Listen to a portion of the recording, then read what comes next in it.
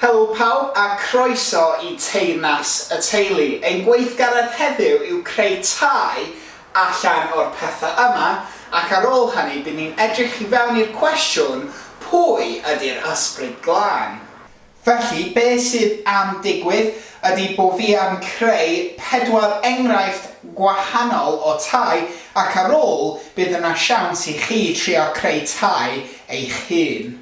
Y pethau byddai yn defnyddio yw papur o lliwiau gwahanol, papur plaen, cerdyn gyda lliwiau gwahanol.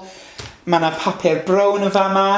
Efallai byddai'n defnyddio ffyn lollipop. Mae yna llunyn, mae yna roliau toiled papur a mae yna siswrn, glud a felt tips hefyd. Felly I ffwrdd a fi.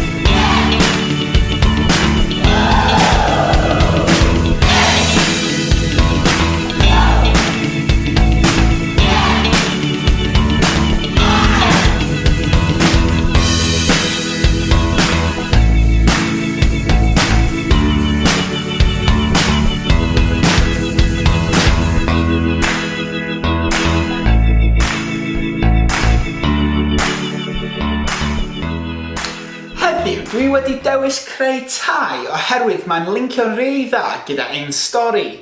Rydym ni am edrych I fewn i'r trydydd rhan o Duw. Edrychodd ni I fewn I pwy ydy Duw y Tad, pwy ydy Duw y Fab, sef Iesu, ac rwan ni am edrych I fewn I pwy ydy Duw yr Ysbryd Glan. Cyn I Iesu marw ar y groes a atgyfodi yn ôl I fyw, mae Iesu yn gaddo i'r disgyblion bod Duw y Tad yn mynd I anfon Duw yr Ysbryd Glan I lawr i'r byd I helpu ni. Yn Ioan 14 adnodau 15 I 17, mae Iesu yn dweud hwn. Os dych chi'n fy ngharu I, byddwch yn gwneud beth dwi'n dweud. Byddai i'n gofyn i'r Tad a byddai e'n rhoi un arall fydd yn sefyll gyda chi ac yn aros gyda chi am byth, sef yr ysbryd sy'n ddangos y gwir I chi. Dydy'r byd ddim yn gallu ei dderbyn am fod y byd ddim yn ei weld nac yn ei anabod. Ond dych chi yn ei nabod am ei fod yn sefyll gyda chi ac am ei fod yn mynd i fod yno chi. Ar ôl i Iesu mynd i'r nefoedd, dyma'r Ysbryd Glan yn dod i lawr i'r byd i helpu pob un o disgyblion Iesu. Mae'r syniad o ysbryd yn byw yno ni, y pobl sydd yn credu yn Iesu Grist ac yn dilyn o, gallu bod yn dryslyd neu efallai'n eitha ofnus. Ond paid y poeni oherwydd dydy'r Ysbryd Glan ddim yn mynd i cymryd dros eich corff chi fel ti'n weld ar ffilms scary ar y teledu. Na, mae'r Ysbryd Glan yn dod i helpu ni ac dyn ni am weld mewn y wythnosau nesaf sut mae'n neud hynny. Y peth rili anhygoel am hwn ydy bod rhan o Duw nath creu y byd a'r bydysawd yn byw yno ni. Felly cofiwch, does dim rhaid i ni poeni dros cymaint, dros y pethau sydd yn digwydd yn ein bywydau, oherwydd ni gallu gofyn am help Duw sydd yn byw yno ni. Diolch yn fawr iawn i pawb am wylio eto. Dwi'n gobeithio bod eich tai wedi dod allan yn really neis ac yn lliwgar. Please anfonwch lluniau o tai chi i fi dros Facebook M.I.C i'r gar ac bysa fo'n gret i weld be dych chi wedi adeiladu.